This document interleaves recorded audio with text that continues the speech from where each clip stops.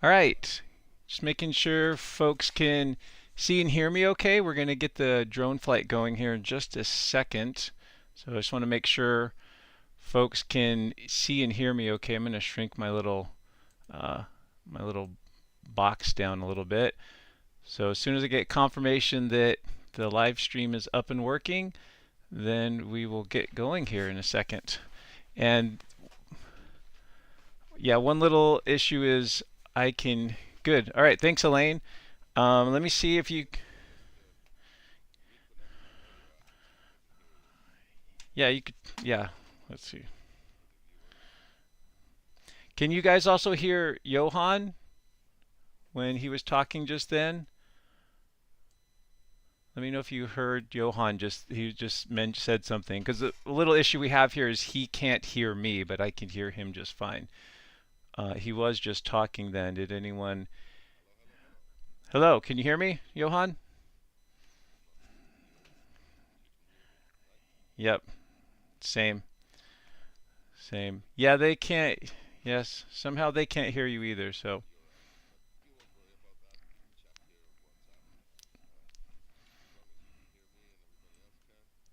okay, great. So, yeah, friends, we'll just go ahead and get started here.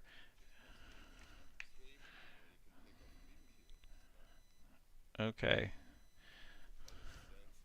excellent. Okay, friends. So, if this is a little bit jumpy here, it's because I'm trying to text Johan while flying the drone at the same time because our audio is a little bit off. So, so here we are taking off. I got to get my bearings here a little bit. Maybe we'll swing around a little bit while we go up. Okay, so yeah, sorry, a little too quick here. So here's the power plant and the Blue Lagoon looking to the south. And then if we swing over this way, here's some of the craters from previously. Yeah. Then we're going to head out to the north end here. The only thing we have to be a little bit careful of is staying. We can't go behind the big hill Stora Stogafelts. We need to stay within sight of the location here. But looks like good conditions, and we'll head out and check out the August 22nd lava field. Again, if I seem a little bit distracted, I apologize.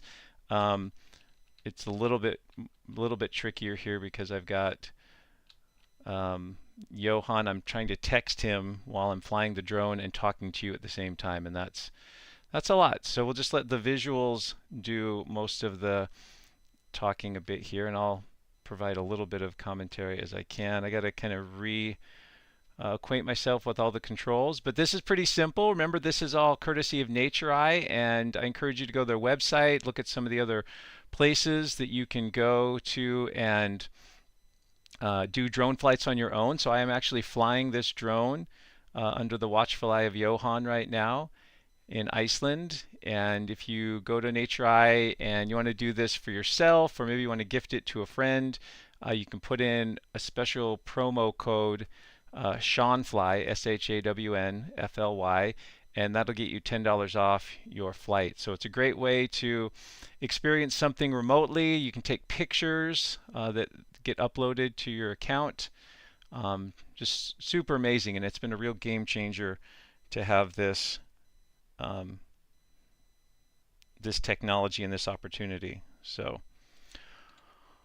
okay, so yeah, so let's just head out this way here, and I think it'd be most interesting to go look at some of the vents and the spatter cones. Again, this is all lava that's erupted over the past year, some of it even more recent than that. You can see the more sharp profile of Keilir, that kind of sharp peak straight ahead there. And let's drop down a little bit here. Also, you can see some of the stacked lava flows here. See the different colors, the black versus the more kind of dark gray, different flows from some of these different eruptive events. And maybe we'll start over here. head towards this little crater here. Yeah, so we're just gonna check out the landscape. This is all very new since it's this past eruption in August brought lava much further north than we'd seen previously. And Johan tells me we'll get to do 2 flights. So the second flight will head just to the south of Stora Stogafelt, and there's a whole series of older vents that are there's a lot of I don't know, it's probably not gas, it's probably just steam, like water vapor coming out of those. And you can see some of that here as well. Remember, these lava fields can hold quite a bit of heat. They can retain their heat for quite a while. Rock is a really good insulator. And so we'll just head up over this way. We've got one obvious spatter cone right here in front of us. So we'll go check that out. And then we'll head over towards, you can see some of the lava field degassing and some of the water vapor coming off of it there. But good weather in Iceland today. Johan chose this day because there's not a lot of wind. It's clear. It's about as good as it gets when it comes to Iceland weather. Appreciate, as always, our moderators in the live chat, Amanda Joe or Mandy Joe, and then also Susan Helmer is there as well. So let's kind of check this out here. And then once the battery gets too low, Johan will fly the drone back for us so we can get the new battery and then check out the other area there as well. So let's try camera down a little bit. There we go. There we go. That's looking a little more, that's a little better contrast, don't you think? Maybe up just a skosh.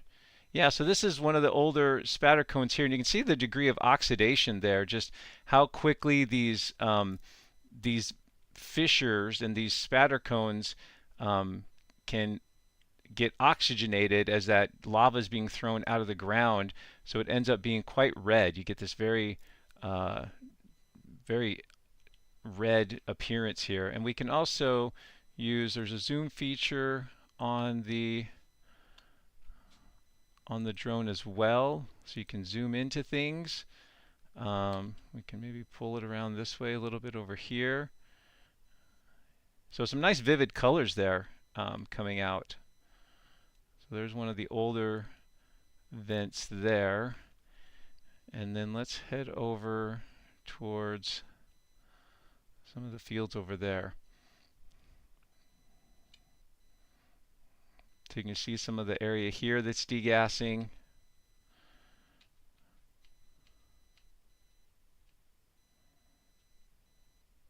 Another cone right there that we're just passing over. And then we've got this area here. Yeah, it just looks straight out of Lord of the Rings, Mordor, right? Just no vegetation, just all these kind of plants and such, or just this stark lava field. Sorry, I'm trying to do like 5 things at once. I'm not doing any of them very well. Let's see, let's look up a little bit this way and see where we want to maybe head to next. Let's head over this way. And I think the colors look better when I tilt the camera down. Then we don't get some of the ambient light. And so even though it's a little bit tricky to see where we're going,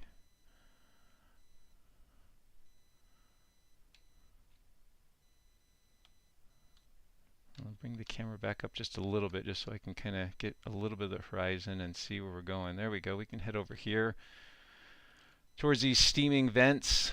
This is oftentimes places where these volcanic gases can still be escaping the field, the lava field. This is where you sometimes get some of the real intense sulfur deposits. So we can look around in here and see if around some of these cracks in the ground, if we see any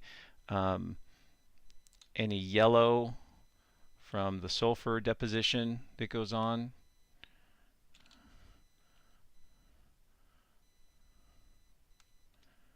And maybe bring the camera back down a little bit. There we go.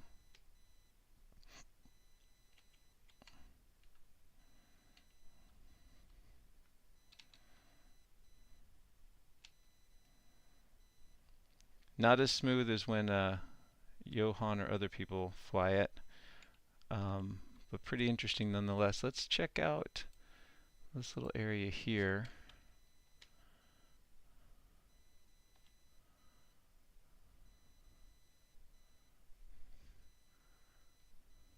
You can see some of it escaping here.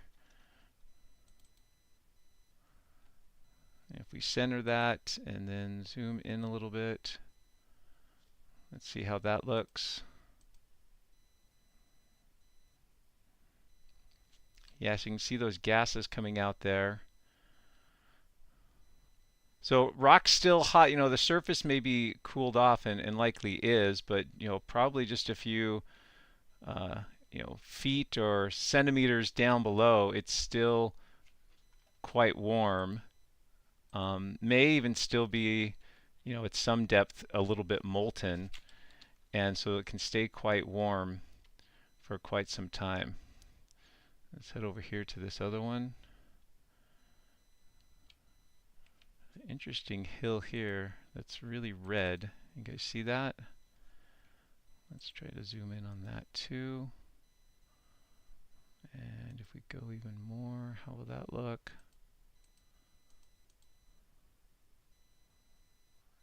Yeah, so just like a more oxidized section, I guess, of the flow. Not quite sure. Let's go up this way. Check out this area as well.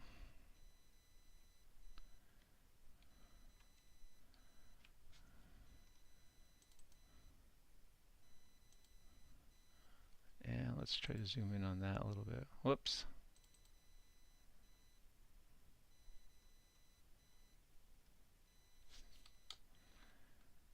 My drone flying skills clearly are a little bit more rusty.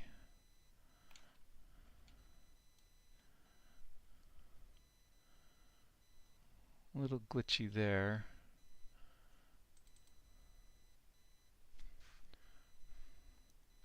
Looks like it might have froze up a little bit.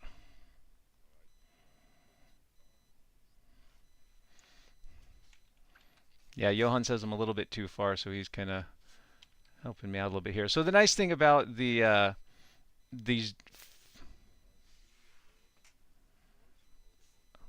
okay, okay, so we went a little too far.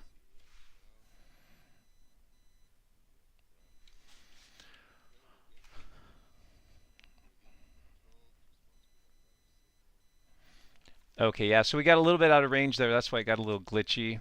And now he's moving us into a little better spot.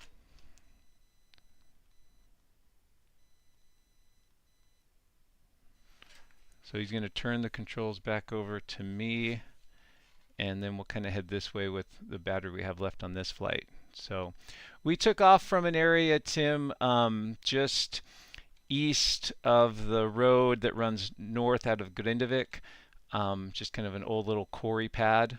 So now, good, here we go. So now I'm back kind of at the controls. And this might be a little bit better view anyway. I know some of those steaming sections were pretty cool, but this will allow us to kind of look along the crater row here. And so I'm not quite sure my spatial orientation's a little bit off. I'm not 100% sure. Actually, I think this is the primary spatter cone from that August 22nd eruption, because I remember. Sorry, Johan's talking now. Yeah, so you can see this cut here in where the lava came out from this cone here. So this was the primary vent for the August 22nd eruption. This one here further to the north. And let's see if we can get a little better photo by just scooting up a little bit here. So you can see there's sort of two cones there. It's kind of almost like nested next to each other. And then we can see that main outflow channel from this southern one right here. It came out of that. So that was feeding this lava river. And let's try a little zoom real quick and see how that works. Yeah, so there's the central part of that cone, and then you can see where it was spilling out of the crater and then feeding this channel here where it came out. And let's try maybe scoot the camera up a little bit.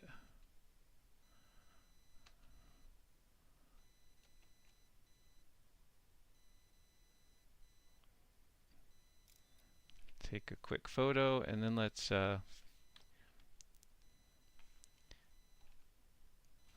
set the zoom back to 1.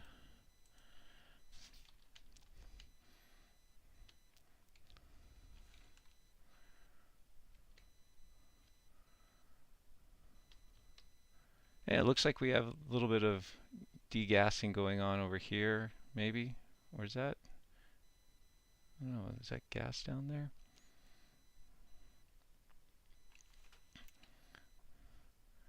We can go a little bit lower.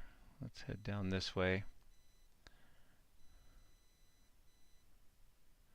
Maybe that's a little patch of snow. I can't quite tell what some of these little white. Oh, it's probably, yeah, it's probably some of the gas deposition.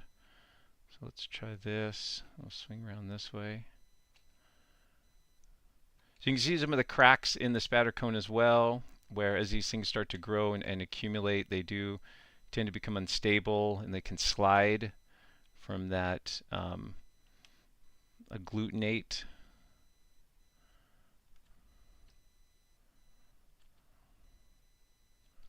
And then let's try going down just a little bit here.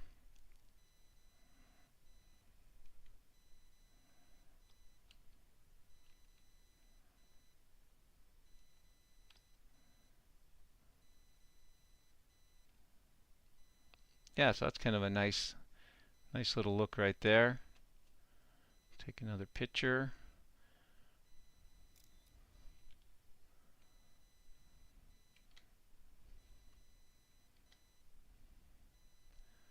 And we'll just kind of head over this. Let's go look at the other side of the cone. This is sort of a spatter cone complex, I suppose you could call it, because it's several. It's at least 2, and there's even a third one there in the middle, and then there's this little hole here, sort of nested sequence of vents that are all kind of here together, which is kind of interesting.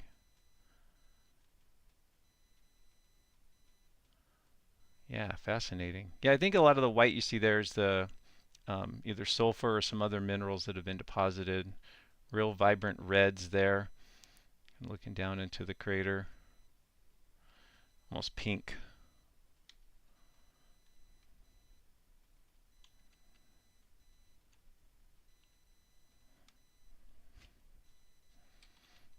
Let's swing around, let's go up a little bit.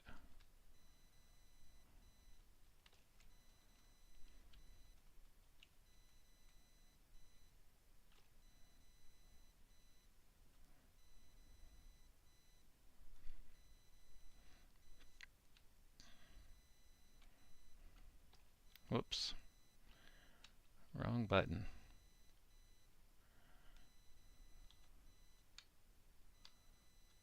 Yeah, so nice view there of the crater row, and then also the flow coming out this far end here. Pretty nice.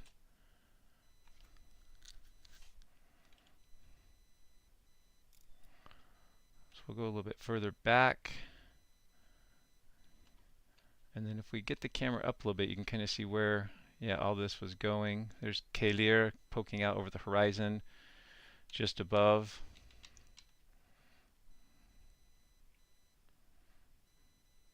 Pretty amazing, though. This is all, what, maybe 2 months old?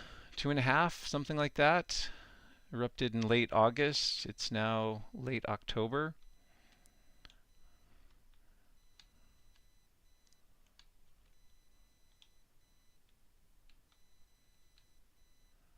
Let's swing around and kind of get a little bit of a view from all sides. So you can see some of that lava fields just kind of still degassing and the heat being released, some water vapor. And it looks like we're heading back now. So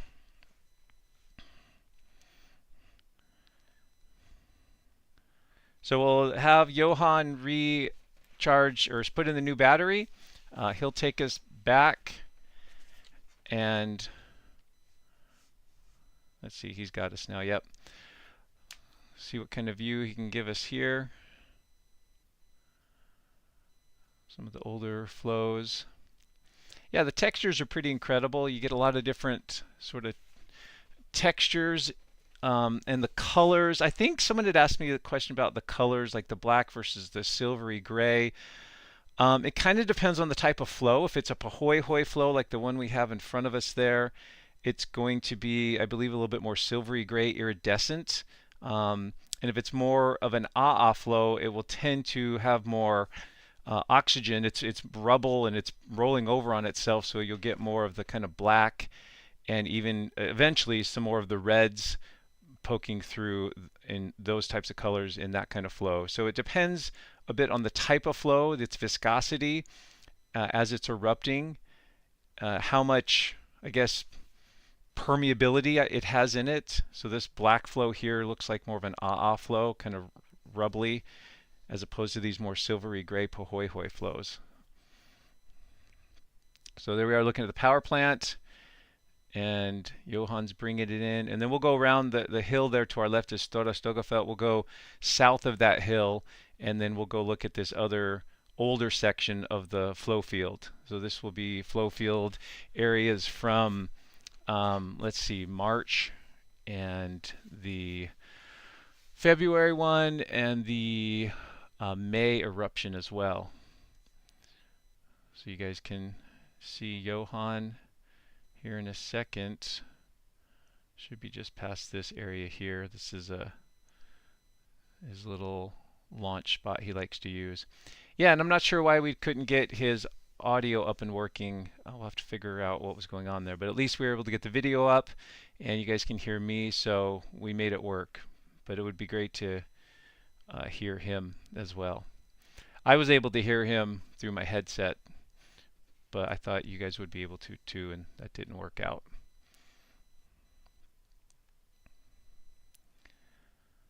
There's the power plant, Svartsengi.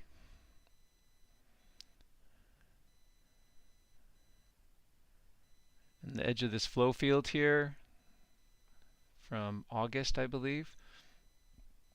And we're out over the older flows from, 800 or so years ago. You can see how rugged this landscape is. So when they've talked about people discouraging folks from like flying or walking and hiking out to the flow field, that's all like, partially, that's lava that's partially covered with moss. You can see some of the cracks and fractures in the ground. It's very irregular, nasty walking, like very unstable walking, and somewhat treacherous. That shell of lava can be quite thin and break through at times, even though it's, a couple hundred years old. Lots of reasons to not hike out to the flow fields through this kind of terrain. So we'll do this other flight here. There's Johan. We'll do this second flight. And then after the flight, we'll say goodbye to Johan. I'll do a brief update on some of the things going on in Iceland with you, and then we'll open it up to your questions. There he is.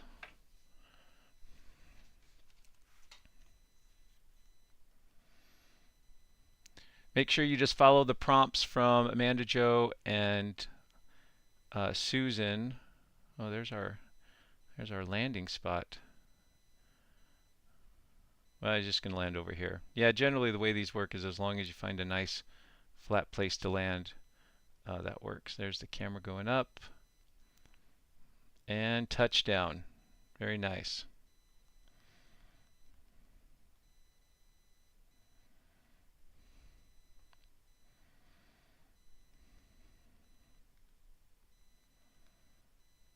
Okay, so let me just send him a quick text. Sorry for the delay, folks.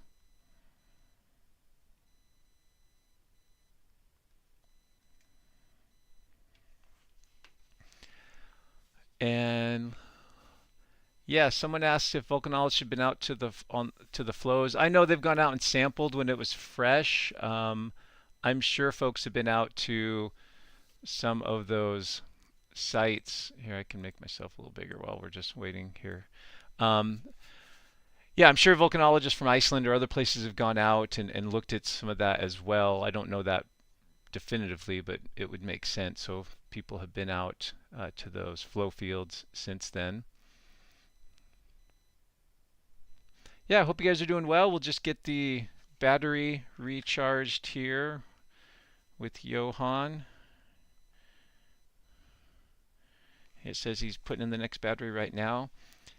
And then we'll take off, and then we'll go check out another area here. I think the other one's a little bit closer, so we won't have to fly quite as far, where there's a lot of degassing or a lot of action on the flow field over there. So we'll go check that out. And then, as I said, we'll do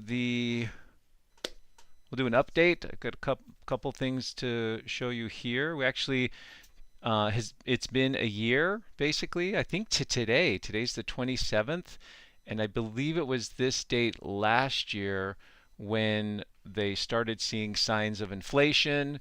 The earthquake activity picked up considerably around Svartsengi, and this whole episode we've all been glued to or interested in over the past year began. So we're literally on a 1-year anniversary.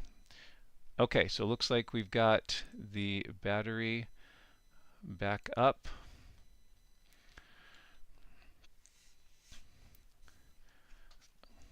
Okay, he says it's go time.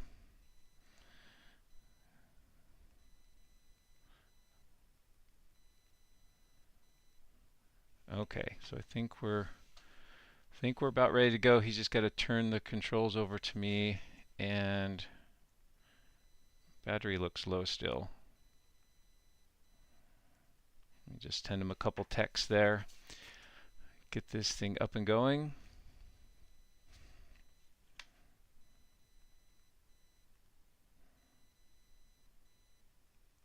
And he's got to turn over.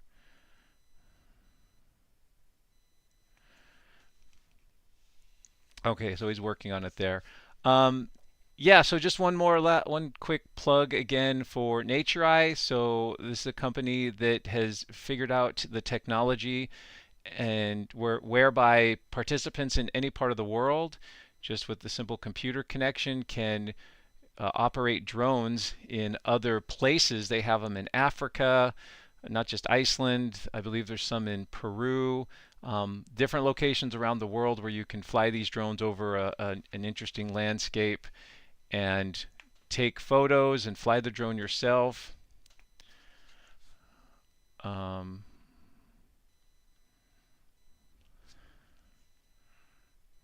Let's see, he's asking me something else, sorry.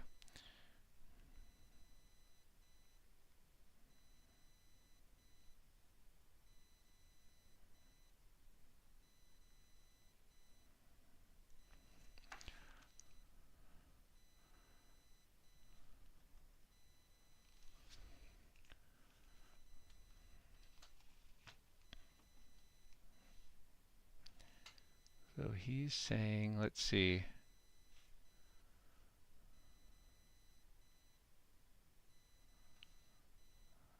He's saying to refresh the screen. Let's see if that works.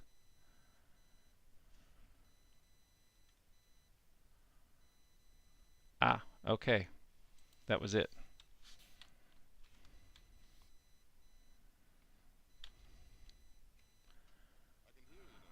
Oh, you can? You can hear me? Oh, my goodness. That's excellent. I wonder what was going on. Yeah, can you guys hear Johan? If you can let me know in the live chat if you can hear Johan, that would be great. I wonder what was going on. That makes no sense to me.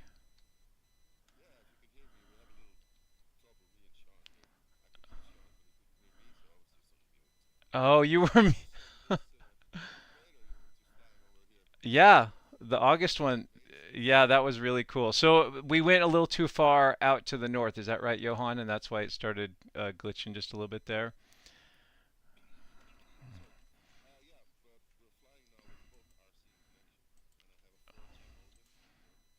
But Okay. actually, the 4G signal there. Okay.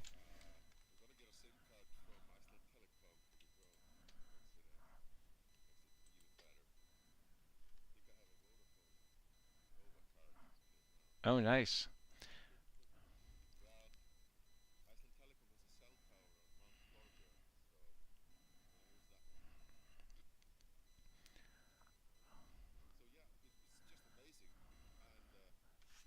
Okay. Mm-hmm. Right. Okay, they can hear you. No, they can hear you now, Johan. So they're excited. So they're saying I need to. Let's see if I can turn your volume up a little bit. Yeah, but they said they can hear you. So at least you and I can hear each other, which is good. Um, yeah, and then right.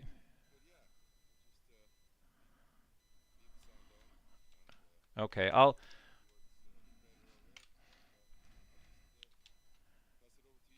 Yeah, thank you. This is great. Yeah, so it sounds like some folks can hear you, but not great. And so once I get out there, I might try one or two things to kind of do that. But right now, I can't try to mess with his volume and fly the drone forward. Yeah, yeah, yeah. I know you're good. I'm just letting the viewers know that sounds like they got you for a second and then it went out. So yeah, maybe we needed. Yeah, we should do a test run or something. So do you know these are? Would this be Johan the May vent here, or because there's so many overlapping ones in this area that I can't keep it straight. Yeah, the one that's really tall. Yeah.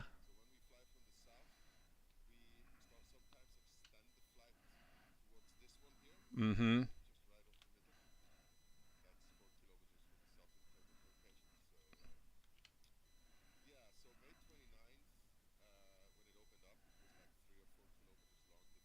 Mm-hmm.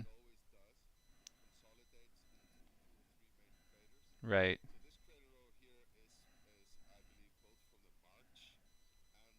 Right.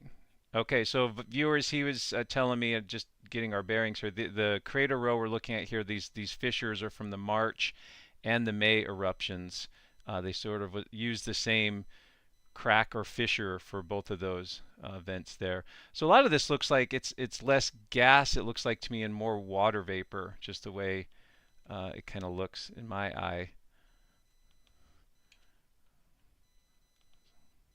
See if we can get a nice photo here. And then should we fly towards that bigger one too that was off to the right, Johan? Is that one pretty neat to look at? Okay. So that would be the older one. That one out there. Yeah, that big tall one. Okay. Right.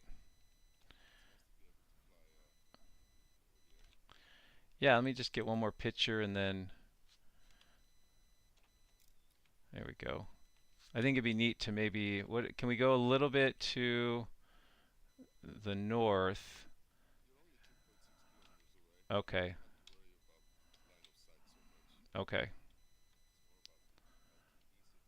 Yeah, I think just flying over the whole vent would be pretty neat, the whole fissure. So we'll go up here to kind of the end of this steaming section, and then we'll turn around, do a 180, and then fly along the fissure trend. I think that would be pretty cool. Yeah, has there been a lot of rain over the last few days, Johan? And that's maybe why we're seeing so much steam and water vapor? Okay.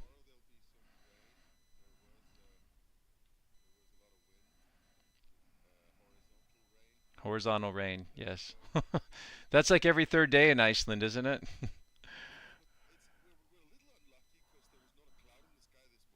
Right.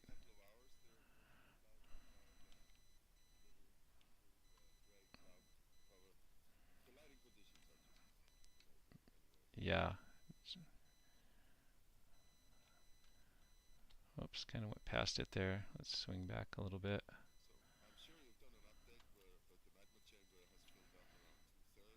Yeah, yeah. Yeah, that's what they're saying. Yep, it's going to be maybe a little bit bigger. So there's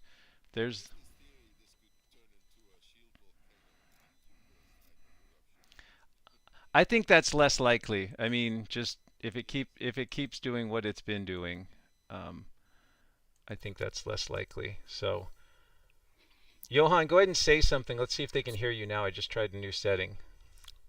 Okay, sure. So when we were predicting the last eruption to perhaps be the last one, but land started rising almost immediately uh, during the eruption, and right after it, it's a it's at about 2/3 capacity right now. So one geologist told me the next eruption will be on November 14th Oh, at wow. 1500 hours UTC time. All right, they can hear you now, Johan. I got it set. There was something on my I'm end. sure you know who I'm talking about. He Yeah, always makes very precise predictions. right. He Uh, gave us the day and the time. yeah, Yeah, exactly. right. Well, with my luck, we our family's going on a trip for Thanksgiving, and it'll be that week when it does something else, late November. I'm hoping it's not, Next but time you let me do your itinerary for you. okay, that would be good. Oh, we're losing. Just to take it up a little bit, just 10 Yeah, meters, the camera up a just little, so just to get the color a little you better. get these Oh, you signal mean drops. the altitude up a little bit? Yep. Yeah, we were a little low. Just a little bit. Try to stay as low as we can, though. Okay. Okay, well, I'm glad you guys can hear So the Johan. LTE, yeah, sorry, Oh, go yeah, ahead. the LTE signal. With the LTE connection, we have a 4G mobile modem on board the drone. It'll allow us to go further out, but at the same time, the signal already gets weak. When you fly a plane at about 500 feet, Right. your signal drops on your phone. That'll happen with the drone as well. Ooh, getting a little signal drops here. Looks good though, right? Yeah, mostly. Yeah, it looks really good. So this is the same one we went over. So let's head down to the far end here. Great view of the just the fissure though, just the crack you can see just running off straight towards Grindavik. Have you been in Grindavik, Johan, since it reopened? I mean, I know you've been able to go in when it was closed, but Well, I'm kind of like living there now oh, excellent. since a month ago. That's right. I forgot you texted me that you have a place there now. So you're Yeah, I'm placed there now. Yeah. well. That makes your commute to work very short and convenient. Yes, exactly. Less driving costs too, Yeah, and I'm moving my 3D printer and electronic workshop down there, working on some drone buildings, some drone excellent. builds. Have you been doing a lot of flights over the area with folks through Nature Eye, or slowed down Yeah, I've been probably a doing little quite a bit? lot of flights. Okay, good. We're doing educational flights for schools in the US. We're doing group flights. We're doing corporate flights and our private guided flights, of course. So Wow. lots of action going on at Nature Eye at the moment. Yeah, you guys are staying busy. That's good. We like to see that. So, and there, if you want to see it, I think we're in the right spot. There's one of your old shield volcanoes right there. Um, Precisely. right there at the top of the screen. That all these flows have gone around. That's one of these older ones. So it is possible. We've seen them there before, but the way this eruption has gone, these eruptions have gone, is you would need a more sustained, eruption from one of these spatter cones that would eventually, turn it into something bigger. Oh, we just went I must say the optimistic predictions get more publicity than the less optimistic ones, right. because nobody wants to Yeah, scare we lost people. our visual there. Is something going on your end, or Ooh. Let's see. Could be. Let me just check.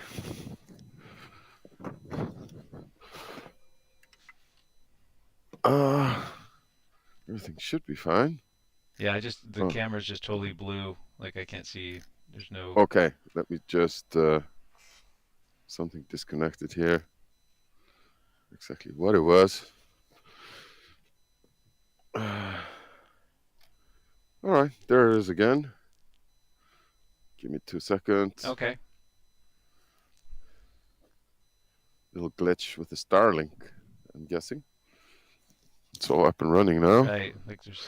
And there you go. Oh. Gonna give you control again. Yep. Perfect. Thank you. So your aircraft. Okay. Excellent. Yeah. Let's drop the camera back down. There we go. And we'll head this way.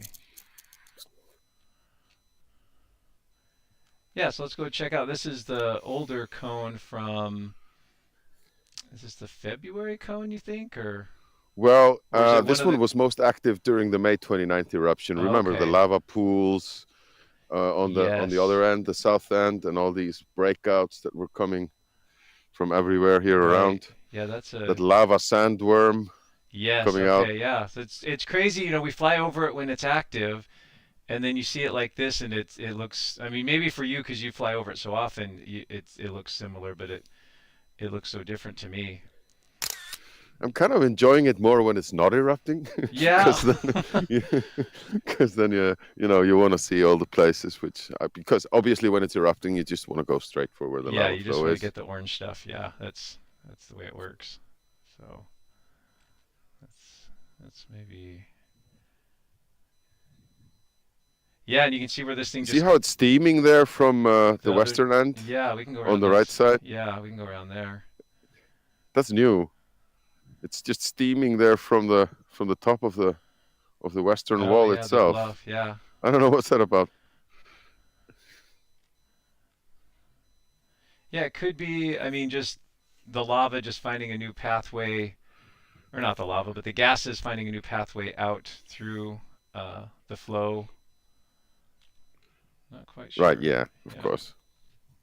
Oh, there we go. I had a little glitch on the controls. Let's actually go down. It is very cool. Yeah, let's get over here a little further and. We don't have line of sight, so this is all going through the 4G connection of the drone.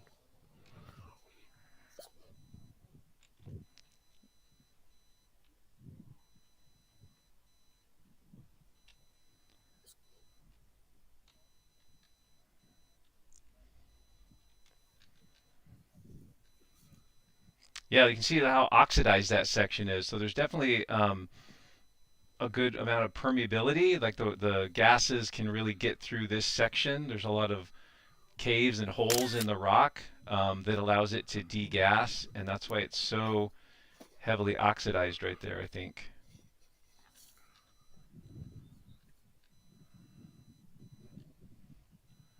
And let's go up a little bit here. I wonder if we're a little bit low.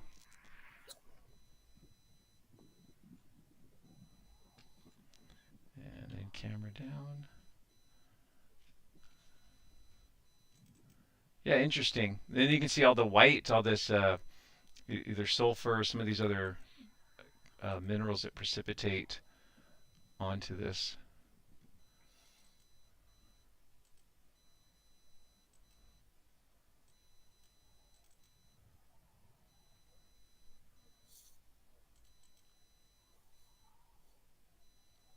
Very cool. You're in the digital zoom range now, just so you know. Oh, that's. Oh, yeah. Okay, well, we've got a little bit of time. Let's see what else. There's that shield volcano. I mean, you can see some of the flows degassing and some of the steam coming up way out there in the distance. Yeah, remember how Sundhnúkagiga did actually not erupt during the last event, late 12th to the early 14th century. Mm-hmm. So most of this area is from these events 2,300 years ago, and the other one was what, like 4,400 years ago or so. Yeah.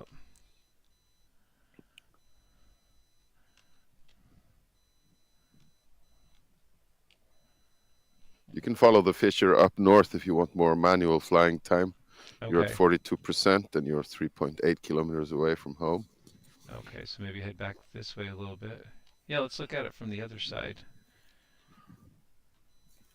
And camera up a little. There we go. There's a nice view.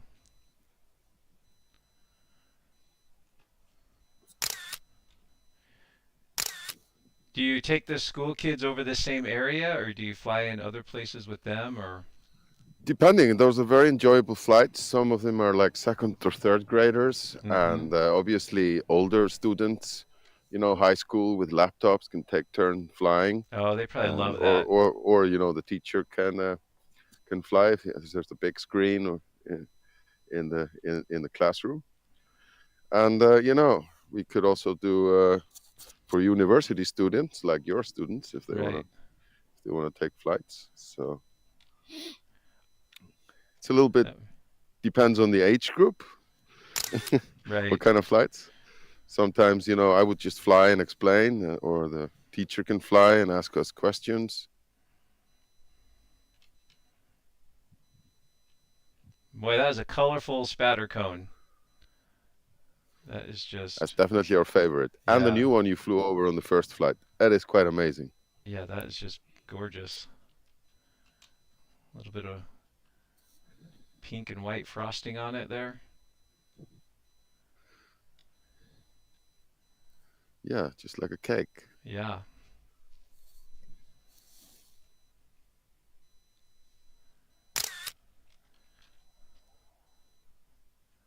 Okay, well, let's see. Go a little bit further north and then, Yeah, you can follow the fissure line okay.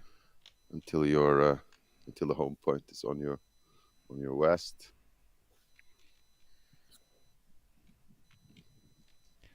Well, thanks for setting this up, Johan. This has been great. Um, Told the folks several times about, yeah, them using Nature Eye. There's the Shawn Fly code that'll get you $10 off. And just a super fun way to just, spend some time exploring this landscape. And I think I agree with you to some degree that like while it's erupting, it's pretty cool, but I'm equally captivated by just exploring these flow fields when they're mostly solidified. Yeah, that's true. That's true. Now, I did have a professional photographer doing flights today, and Mm-hmm. I am able to switch the drone into taking raw format pictures. Oh, okay. Needs a little pre-configuration, Oh, that's but we're good. always working on adding options for professional photographers Yeah, and then they if can they want to yeah use raw do format and and then they work can do work with them. processing and yeah, Takes a little longer to upload, but right. All right, so you it can bring wants us to take back over now. now. Yeah, it wants to go home automatically, but I'm Okay, just going to that's fine. Give us a show fly a little here. bit manually here. Right. So the berms are taller now around, have they continued to build those up around the town and the power No, plant? well, you can only build. It doesn't help to build the berms up higher. Right. You know how how they just added a second berm where we fly? Yes, like a second wall, right. Yeah. So they have been working on the one on Hagafell, which is sort of almost on top of Hagafell or on the Mm-hmm. ridge. So that one will protect the power plant in case there's an eruption to the south. Right. Now, the last eruption was more to the north, so which is great for Grindavik, Right. and Grindavic's I like think keep going that way. Yeah. it's yeah, exactly. It's better for Grindavik and for everyone that it keeps going that way. Right. Except for Uh, Reykjanesbrot. well, yeah, well, if it goes any further to the north, then of course there is the possibility that it'll flow to the north coast of Reykjanes Peninsula Mm-hmm. towards Vogar or even Hafnarfjörður. Now, if it does, it would be great if it would just sort of you know Well, it's a lot of area for it to uh, fill in there north of this August spatter cone. I think there's a lot of real estate for the lava just to pool and collect in. But yeah, yeah, But if it would just go sort of between Vågar and Hafnarfjörður down to sea, that would be Hmm. okay. Well, the road Yeah, obviously the would be road would cut, be out but for a while. Yeah. now Hafnarfjörður is of course built on a lava field, so Yeah, they're in a there is. vulnerable location. So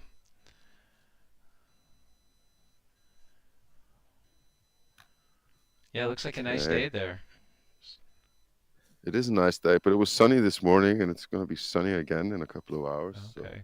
Well, it's probably better we good. had the clouds. Just visually, I think you get the better colors, don't you, with the camera with a little bit of cloud Well, the cover. sun was shining sort of through the cloud bank Oh, from that the might have been south nice. Yeah. during your flight. So you noticed how, especially on the first flight, how the lava field just came alive in these lighting conditions.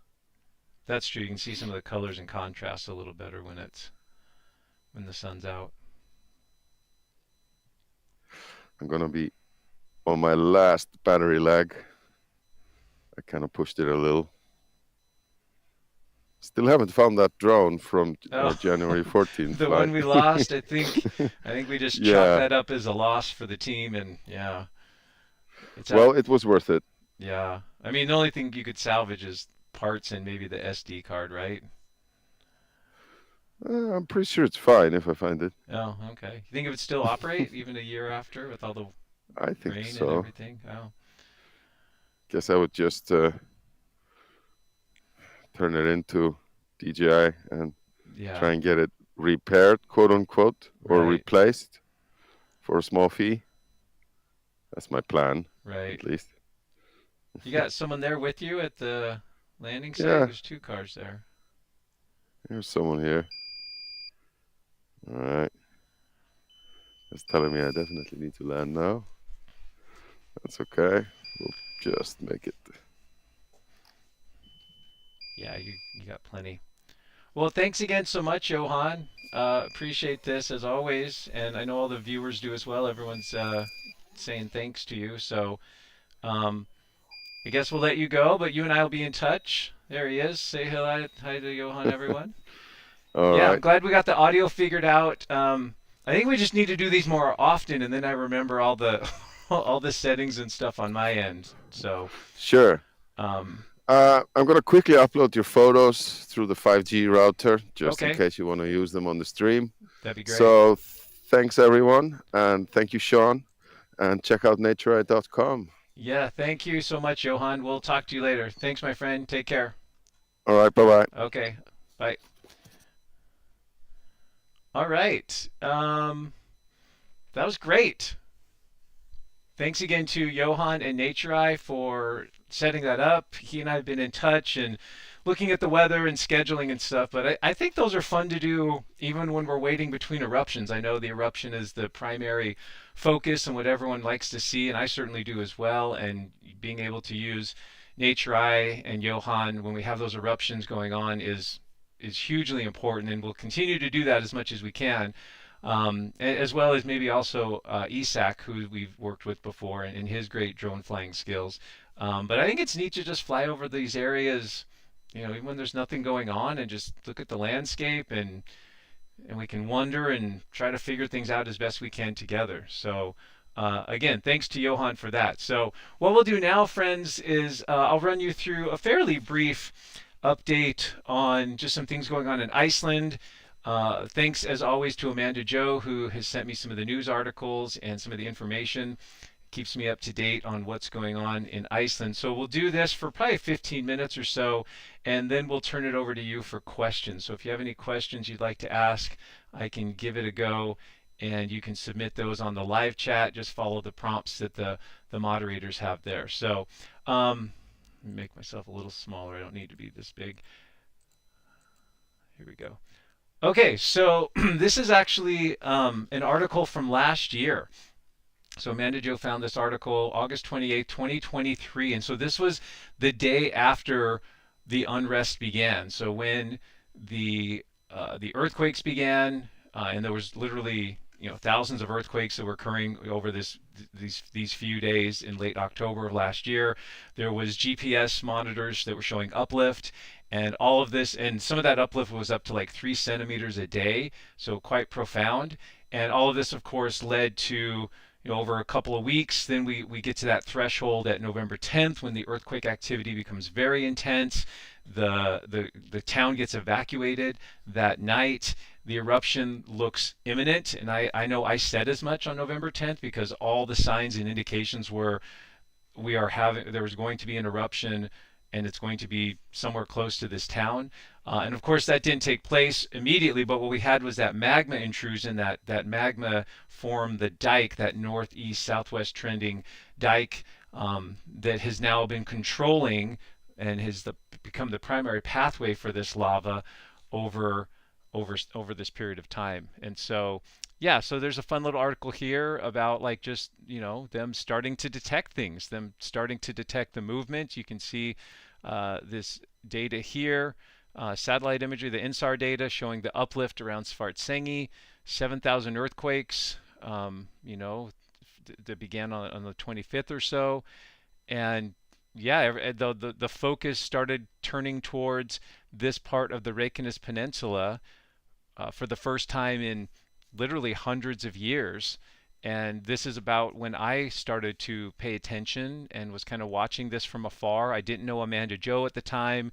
I hadn't done any sort of Iceland content, but because I visited the area and was interested in it, I was watching this as well. And then I think for me it was November 3rd was the first video. I just thought, well, I'll just turn on the webcam and talk about the data I'm seeing, and we'll see if anyone's interested. And I didn't think it would be very popular. I didn't think there'd be a lot of views for that video, but it turned out to be an incredible amount of interest, especially people in Europe. And that's one of the big reasons why our channel and our community has grown so much. So very cool. Anyway, just kind of a little look back at what was happening more or less on this day about a year ago. Pretty interesting. Okay, so there is a new Met Office update from a few days ago. I think right now they're doing an update every week or so, unless something more substantial takes place. And so just walking you through some of the highlights of this Met Office update. Their models reveal that the volume of magma is now about 2/3 of what it was before the August 22nd eruption. So we're about 2/3 of the way, in terms of having the same capacity of magma as we did on August 22nd. All the measurements are showing that the magma is continuing to accumulate. The ground uplift is going on. Let's see, what do we got here? Seismic activity is slightly increased with around 5 earthquakes per day. Again, that's not probably noteworthy, but interesting because usually we haven't seen really any earthquakes in the area for weeks at a time, after the last eruption. If magma inflow continues at a similar rate, the lower uncertainty threshold might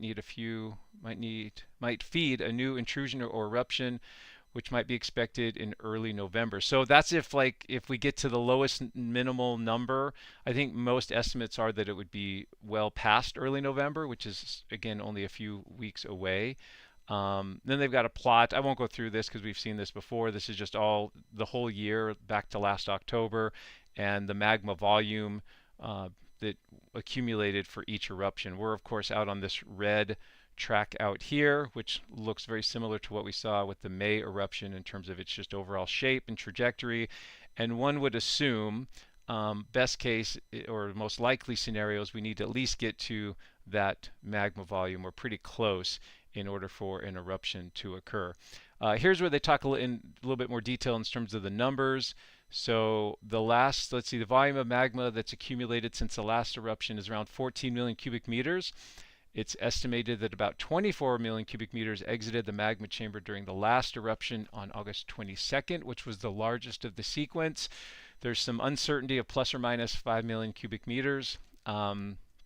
And therefore, the volume of magma beneath Svartsengi is projected to reach a value comparable to what was before the last eruption when it enters the range of from like 19 million to 29 million. So that's sort of the range we think is going to be needed, have that kind of volume in the subsurface magma storage system in order to trigger an eruption. So as always, they're just kind of keeping an eye on things there with the Met Office. If we look at earthquakes in the area, again, a few more than what we've seen in the past. So there's those 5 or so earthquakes just to the northeast of Grindavik. And if you've been watching these updates, you remember that in past updates, this area's been blank. Like we haven't seen really anything. So 5 earthquakes, not alarming, but showing a little bit of an uptick there.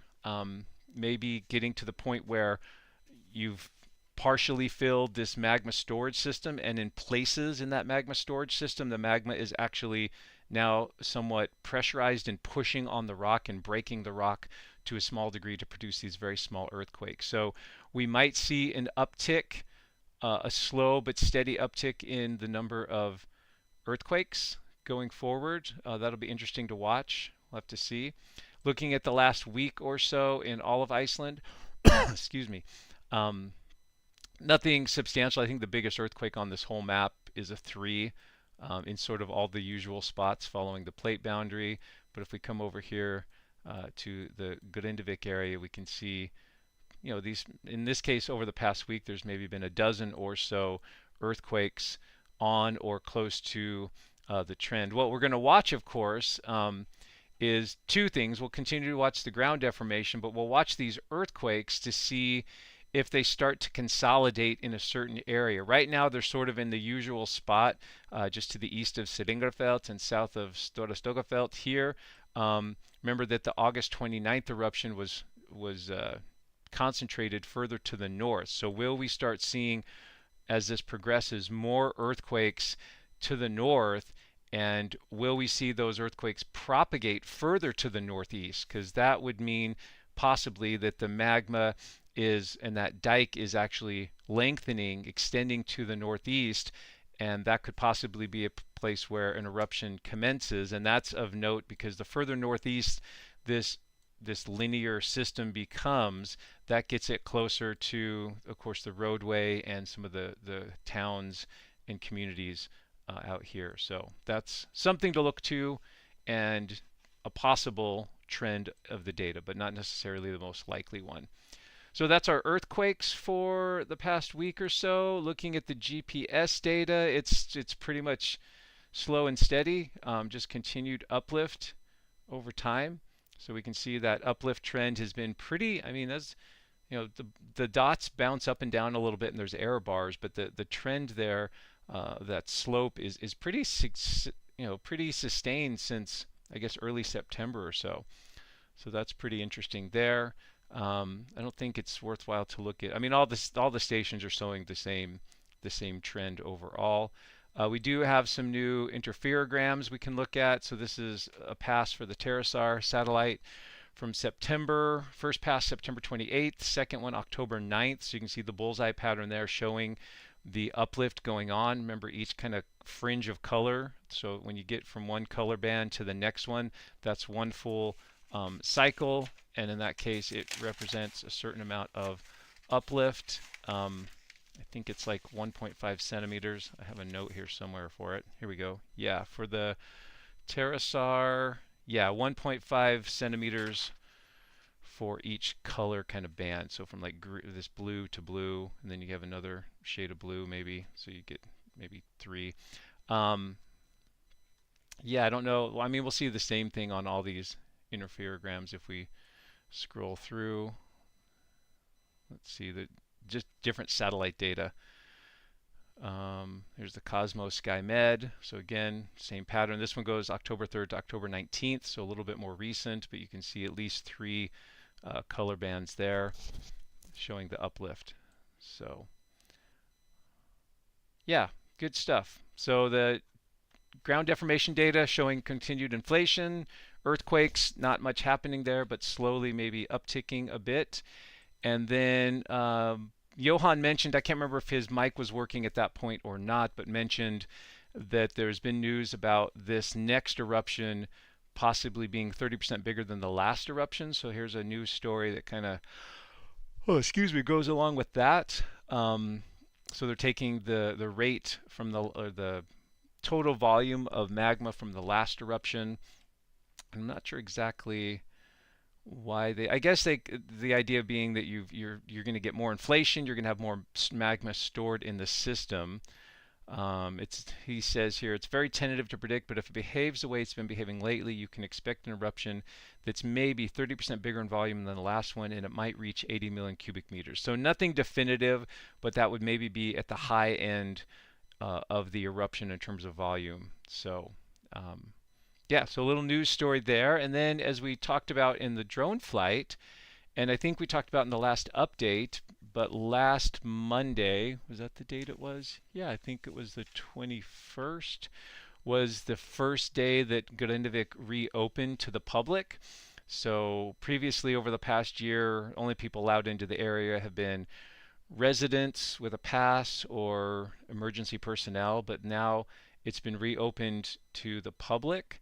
As far as I can tell, there wasn't like, a mad rush of people trying to get in there, keeping in mind, this time of year is not peak tourism season in Iceland, or anything like that, but there's been, a steady influx, it sounds like, of people coming in, and they have kind of fenced off some of the more dangerous areas where there's big fractures in the ground, that sort of thing. Here's another similar news article. They've put up some nice little photos of showing some of the damage to the town so that tourists, that want to either see this directly or want to see what happened here in the past, over the past year, can actually see some of that information. So again, this is probably all, this is, temporary. I would guess that as time goes by, there might be a more permanent display of information and public information that's available instead of just a barricade with a nice photo printed on it.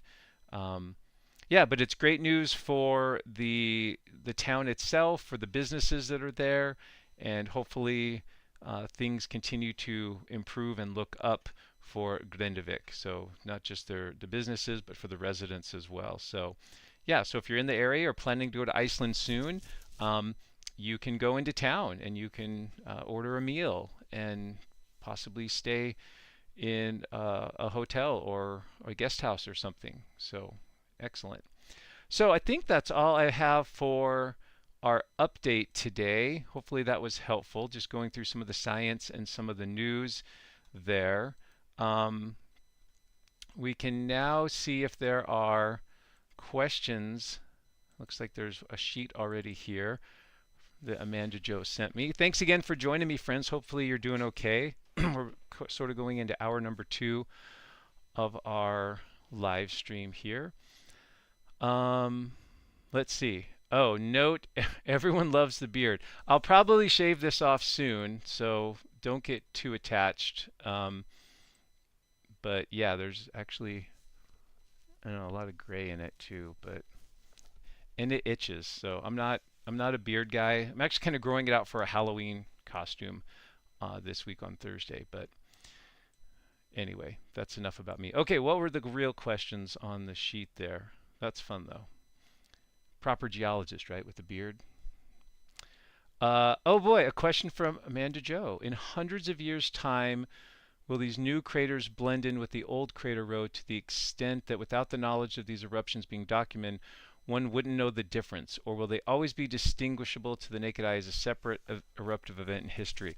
Great question, Amanda Joe. I think the new craters that have formed over the past year, so we've got 6 eruptions in the past year, I think they'll all look like they're the same. So we would not be able to distinguish these separate new craters from each other. It'll all look like one eruptive episode. But for the old craters, I think there's enough time between those that there is enough of a difference there. So there's some techniques that could be used to differentiate the 2023, 2024 craters from those ones that are 800 or 1200 years old. You could use things like cosmogenic dating, perhaps. You could also look at the growth of moss and lichen on the surface, just looking at how much biological growth has taken place. Now, maybe way far into the future, you can get to a point where it all kind of looks the same. But at least, in the near term, that might be the case. I would also expect these newer craters over time to some degree to get eroded and weathered down just from the elements, from freeze-thaw cycles and the rain and the snow and the wind. Oh yes, the wind will eventually kind of erode these down a little bit. Um, so I think for the foreseeable future, they will be distinguishable to the naked eye in terms of old craters versus new craters. But well into the future, like hundreds and maybe even more years from now, they might look somewhat the same, except for maybe some of these differences in moss and lichen and other things. I think they'll be distinguishable. The color as well is instructive, although we saw even just flying over the area today that even with these fresh, less than a year old eruptions, there's quite a bit of variability in color. Areas that are highly oxidized that would look older because they're more red, but they're only highly oxidized because they've been highly oxygenated by gases and air moving through it. Yeah, hopefully that helps a little bit. So, really good question. From Kai Fire Guy, how far is this spatter cone complex roughly from Stora Stogafeld? For me, can you use the map to put the distance line to check it? I can't find the distance online. Okay, so let's see if we can sort of recreate what we did today. So the first thing we did, we flew from, let's see if I can find it. I think it's here. This is where Johan flew from, this little pad right here. That's exactly where he flew from.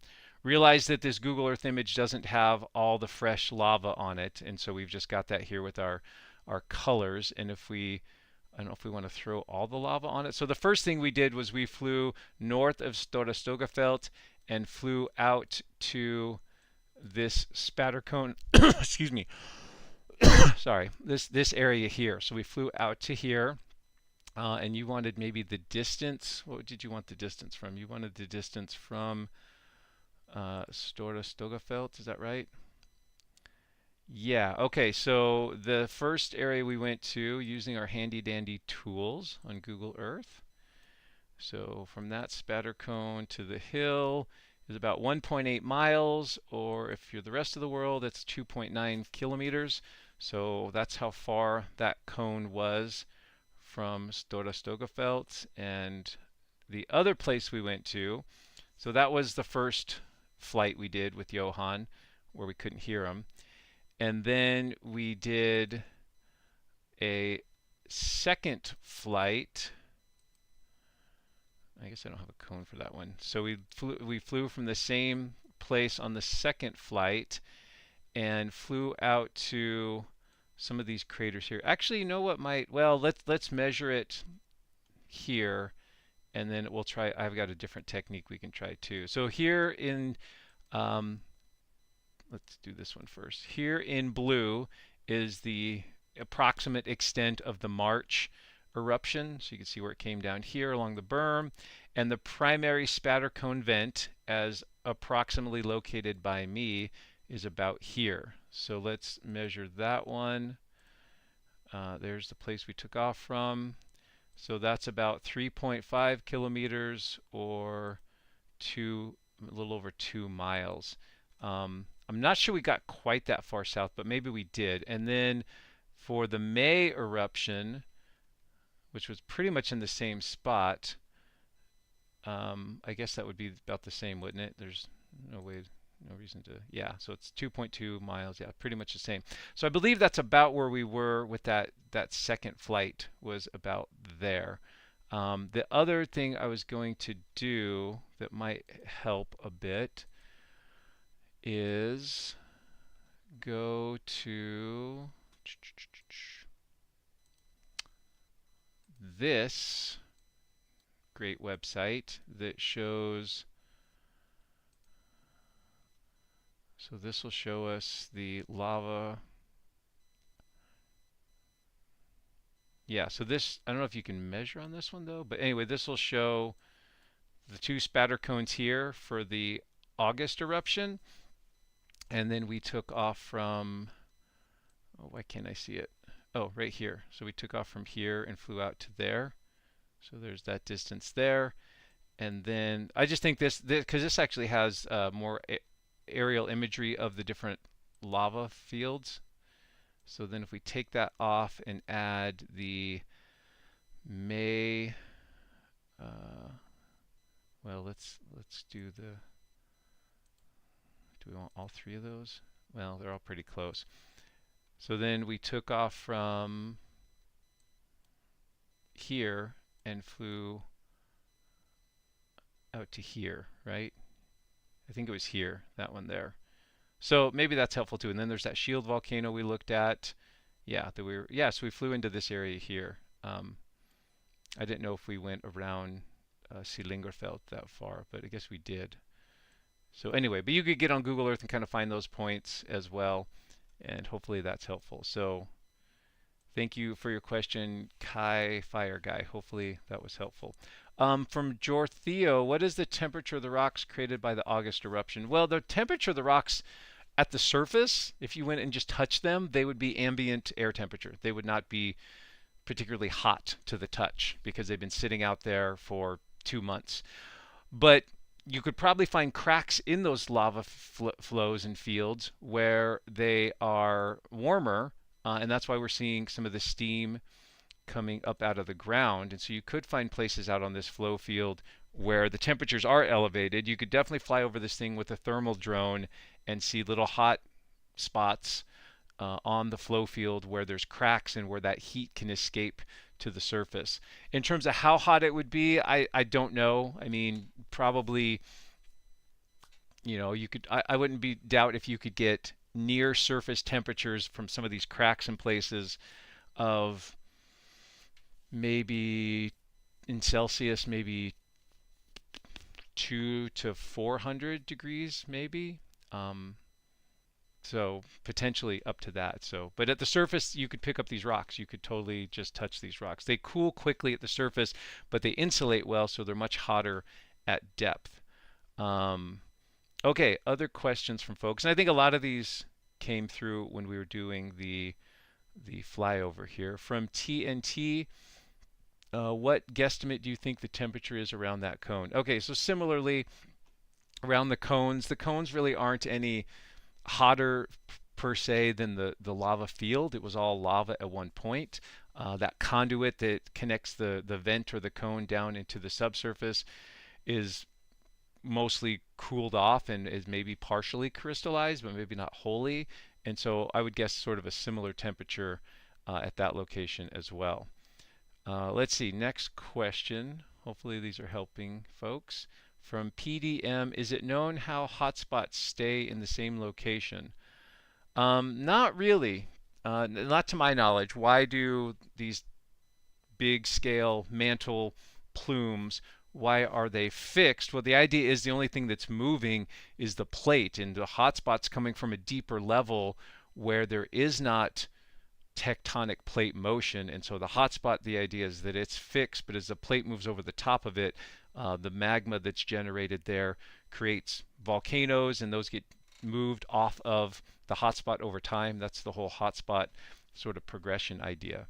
From my good friend Elaine in Tucson, can you please post a few of these photos in high resolution on your website? I want to download a couple. Yeah, Amanda Joe, if you could help remind me of that, we could definitely do something like that. I'll try to get them in the highest resolution that they send them in, but yeah, we can definitely get a couple of the photos there. Hopefully they came out good. And I'm as bad as I am at flying the drone, I'm probably slightly worse at taking the pictures too. And but thanks for humoring me. I'm sure a lot of you are frustrated because you're like, you would do it differently than I did, and you would frame the photo differently. But that's where you can do your own nature eye flight and take your own pictures, and then you have those yourself. So yeah, just do your own flight, and then you could do your own photos. But Elaine, we will try to get those on the website as well, because I don't care who uses them. That would be great. Okay, let's see. Is there another set of pages or questions? Let's do another round of questions here. I'm just kind of catching up, looking at the Kai Fire Guy is asking about. I'm just looking at the live chat until I get the questions from Amanda Joe. Is the polygon data you have displayed on Google Earth of the new lava flows available for download, or did you create that? Okay, so I did not create these. These were generously created and sent to me by a viewer. I believe it's, oh, please, if I get the name wrong, I'll feel so terrible. I believe it's David Gunzler. I don't remember which country he lives in, but he sent me the KMZ files. Every time after there's been an eruption, he has been able to generate these. I think he takes the existing either satellite imagery, or if the Met Office has like a flow field map, and I don't know how he does it, but he's able to either digitize or take that data, trace it out, and then transport it into Google Earth. I don't know exactly how he does it. I know how to make like the polygons myself. I can, and I've tried to do that, and there's been a couple times I've amended them a little bit, but he's saved me a ton of time by putting those together, and so those have been very valuable. I think I'd have to ask him and see if he's okay sharing that, but you could definitely send an email to Amanda Joe, and I can get in touch with him and see if he's open to sharing those. So, yeah. So if that's you, Volcano, if that's him, then we could definitely do that. So, let's see other questions that you guys might have, either on Iceland or other things. So here we go. The second page of questions has arrived. Thank you, Amanda Joe. Appreciate it. And then we'll probably wrap up after this one. I do have a thing here in an hour or so. Everyone wants to know about the Halloween costume. Oh boy. So the beard will be shaved into a mustache. I just don't want to grow a mustache and just be rocking a mustache all the time because, well, I would be okay with it, but my wife thinks it's not particularly a good look for me.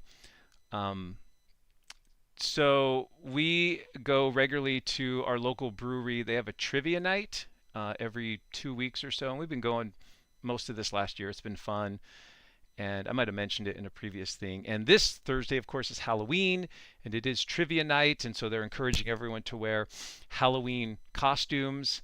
And this is so embarrassing. And so our team name, for better or worse, has always been Victorious.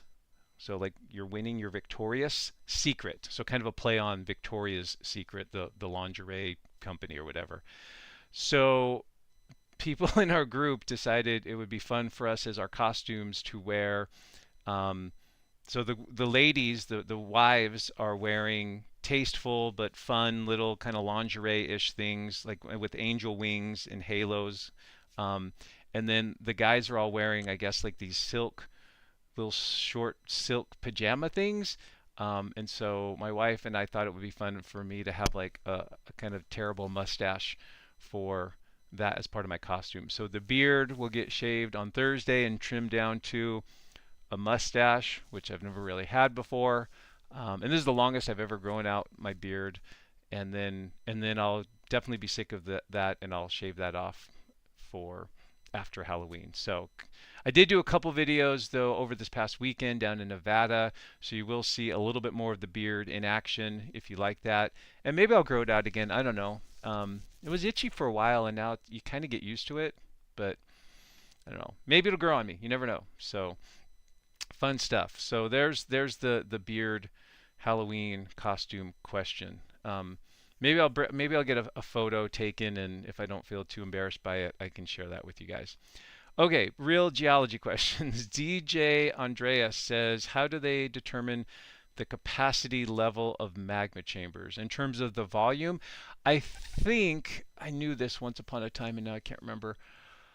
I believe it's taking the GPS and INSAR data, the ground deformation data, and it's modeled. It's totally an estimate. There's obviously no way to like measure physically the extent and volume of magma in the subsurface. So it is entirely a very rough estimate, but it's sort of the best thing we have. But I think it's mainly looking at the area of uplift, how high the uplift is occurring. They kind of know where the magma chamber's depth is, and so you can model how much magma it takes at that depth to intrude into the crust to cause that much uplift regionally over an area. And I believe it's more or less taken from that. So um, yeah, good question. Hopefully I added a little bit of insight there. From Chris Hicks, have the volcanoes erupted past the American plate? Not quite sure. Have the volcanoes erupted past PASSED the American plate? Um, yeah, I'm not quite sure on that. So I might have to pass on that question. Sorry, Chris. I don't know what you're asking there. That's probably on me. From Ramara Man, is what we see in Iceland today a good representation of the processes that built the Columbia River basalt formations?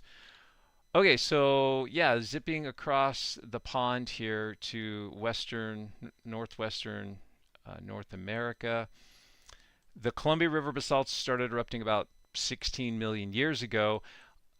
I think the big difference is what we're seeing in Iceland right now is puny and small and not nearly the volume of what we saw come out of this region here. So let me add borders so you can see the states there. So in this portion of southeast Washington, a little bit of far western Idaho, and even a little bit of northeastern Oregon, there were fissures that opened up 16 to 17 million years ago, erupted pretty quickly. Most of it erupted within a million years or less, and these were huge volume lava flows that poured down this region and down the Columbia River drainage and all the way out to the ocean. So lava flows that actually went 300 miles, whatever that is in kilometers, 450 or so kilometers, all the way down to the coastline, which is pretty incredible. And the stack of lavas here in this portion of the world is in places, thousands of feet, a mile thick, 2 kilometers thick. It's an incredibly thick stack of lava. So I would say they're both fissure eruptions or both basaltic eruptions, but the Columbia River event was much greater in volume, but then it also had a million years of time to stack up and pile up all those lava flows. Maybe it's not as much larger. Maybe it's not as substantially larger than what's happening in Iceland, because you'd have to like qualify everything with sort of the time component there, which is different. So anyway, so hopefully that's a little bit helpful there. Yeah, a couple of you might have better numbers. Those of you from the Pacific Northwest can massage whatever numbers I just spewed out there on the Columbia River basalts and give some better estimates there. Yeah, and obviously my miles to kilometer mental calculator is a little bit off there too. So yeah, maybe as thick as 3 miles thick. It's a seriously thick amount of lava that we have out there as well. So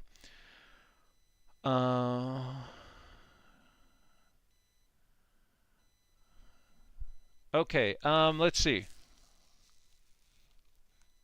I think that's about it. I think I got the questions covered there. Anything else left in the chat? Oh, here's one. What volcano do you think will erupt after this one? From Mr. Ontario 66. In Iceland, it's hard to say. There's so many leading contenders. There's Katla and Hekla, Askja, this one up here. I have no idea. I think we're going to see what we can say for sure is the type, excuse me, the types of eruptions we see on the Reykjanes Peninsula are easier. So getting a basaltic eruption like this to occur is an easier process because it doesn't necessitate building up a lot of pressure. It's a more low viscosity magma type. It's easier for these volcanoes to erupt and more frequently versus some of the other volcanic systems we have in Iceland, which have more evolved magmas that are stickier and pastier, a little bit different composition And so and they're more explosive, and those tend to take a lot more time between eruptions. And so, but yeah, of course, pick the next place to actually have an eruption in Iceland. Of course, I would pick the Reykjanes area because we've got a system that's looking like it's going to erupt within the next month or two. Beyond that one, which one would I pick? It would kind of be a bit of a coin toss between a few of these volcanoes. Let me get a quick drink. Hydration is good. I like water. Okay, I think we got to most of the questions there. And yeah, the volume of the whole island of Iceland is volcanic over millions of years. It might approach. Yeah, absolutely, Eric. I agree that yeah, that Iceland compared to, if you look at what Iceland can do in a million years versus the Columbia River salts, you might see something pretty comparable. So it might be similar. The difference being, of course, is that Iceland is a plate boundary and a hotspot, and it's ongoing. And the Columbia River basalts was a one-time episode that has now ended, but still somewhat related, I guess, to the Yellowstone hotspot as we're learning more. It's pretty interesting. Um, Alrighty. Well, I think that's good, friends. We did about an hour and a half or so here, and I gotta get to a place here by 11, so that's in about an hour. So good stuff. Let's see. Moving forward, what can you expect from me? I'll get another Geology 101 video out this next week or this coming week. Those seem to be popular. What's the next one? We did absolute dating. Oh, the next one's going to be on fossils and maybe the geologic timescale. I haven't decided if I'm going to make those two videos or one. And then after that, our next sort of topic in the Geology 101 series is, ooh, that's one of my favorite topics. We're going to get into rock deformation. We're going to do a video on strike and dip, how to measure the orientation of rocks out in the field with a Brunton compass. Some of you might like that. Folds and faults. If you can't still figure out faults, reverse faults, normal faults, strike slip faults, I'll do a bit on those, and hopefully that will be helpful. So that's some things to look forward to with the Geology 101 series. For all you random road cut fans out there, I do have some ideas in the hopper, but I don't have any videos waiting. So if you could just be a little bit more patient, I will try to get out and find a random road cut or two and get some videos to you. The other two videos I just did this past Friday were down in northern Nevada. So I have a video on these cool rounded granite boulders. And then I also have a video on a huge, I've never seen anything like it in this area, of really tall cliff that is all volcanic ash from Yellowstone that was in northern Nevada. Some of my students told me about this location, and so I went out there and looked at it. So really cool stuff. So thanks for your support. I appreciate everyone being here. I love our little community of learners and sharers, and it's a pure honor to be involved with all of you. Thank you to Amanda, Joe, and Susan for manning the live chat. You guys are awesome. They're the true MVPs here, just kind of staying on top of things. And let's see, we will do another live stream maybe in a couple weeks. We'll keep watching things in Iceland. I'm also tracking things going on in Hawaii at Kilauea as well. So you can just look for those videos to come out as things begin to take shape in terms of just geologic activity, whatnot. Yeah, what else? 101, the random road cuts, some new field videos. I do want to get back to the interviews too, so I do want to, I've got some ideas. I just busy with the semester and stuff, but I'll reach out to some folks and get some more interview series with other geologists going. I think that would be really incredible as well. And we'll just kind of see where this goes. We're kind of making it up as we go. I guess I should maybe do a video. I have a made-up holiday coming up this Friday, November 1st, is what I what I call a Wegener Day for Alfred Wegener, who was the big sort of originator of the whole plate tectonic idea. So maybe we'll do a special like Wegener Day episode on something just fun related to plate tectonics or something like that. I don't know.